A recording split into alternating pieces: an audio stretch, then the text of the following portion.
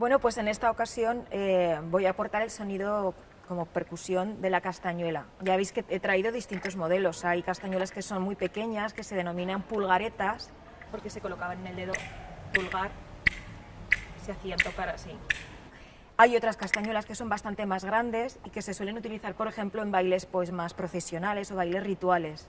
Es esta, por ejemplo, que se utiliza en concreto en el Valdebenás, ¿de acuerdo? Y se coloca así, y simplemente lo que hace es un sonido rítmico, ¿vale? Lleva simplemente el ritmo. Y por último, pues la castañuela más reconocida por todos y más tradicional, que esta en concreto sirve un poco pues para hacer distintos pulsos, distintos ritmos, y se utiliza pues tanto en bailes procesionales como en bailes de corro.